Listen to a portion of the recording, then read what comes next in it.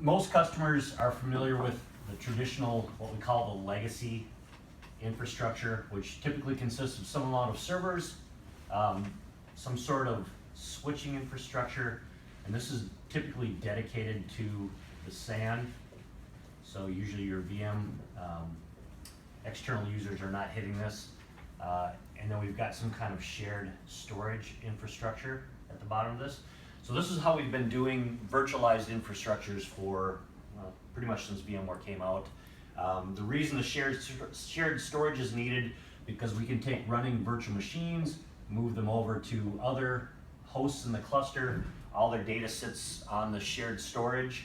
But if we look at some of the challenges with this, if I've got different types of workloads running on each one of these different servers, they're all competing for the same essential bandwidth across the switch infrastructure, as well as the resources on the actual SAN. So if I'm running virtual desktop along with some SQL infrastructure, the VM teams are typically going to tell you, hey, we need to put in another SAN here to be able to handle that type of workload because they're very different in their use cases. Also, when we start looking at how do you manage this, we've typically got silos of people that run my server stuff. I've maybe got my SAN infrastructure, and then you've got your network team. Anytime the virtualization guys need to get infrastructure in a large enterprise environment, they have to put through typically a ticket, which the SAN guys are then going to sit on for a while. Maybe they don't have capacity, maybe they've got to order it in. But they've got to actually provision that out, get that assigned back to the actual virtual hosts. It's a whole process. In larger organizations, that tends to get pretty painful because these guys typically don't talk to each other. They're not going out for beers and whatnot. So that's been a struggle to be able to get things done. Consequently, these users, virtualization guys or test dev guys, are ending up going out to the cloud, taking their credit card, swiping it, spinning up a bunch of virtual machines, and kind of going around what the SAN guys are doing because they can't fulfill their requests quick enough. Conversely, on a lot of the smaller customers that I've run into, you've maybe got one guy that's doing all of this. So he's trying to balance his day job, plus he's managing servers, he's managing his switch infrastructure, he's having to spin up LUNs, he's having to do snapshots and backup and recovery and that sort of thing. So those are some big issues that we've run into with this. It's worked well, but there are challenges with it. Hyperconvergence, which is kind of the new big namespace, basically takes this infrastructure, server and storage and compute, and puts it into a single node or a set of nodes more typically. These all have some sort of local attached disk inside them, as well as all the compute that you're used to.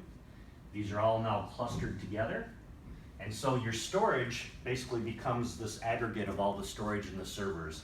The benefits of this are, if you think about the data path going between here, it's fairly long. If I'm running a virtual machine on this guy, there's still a hypervisor on there, my data path now is this. So in most cases, we're drastically reducing that data path. We're reducing this complexity because now the only other infrastructure we typically need is a pair of 10 gigabit switches that now connect all these guys together.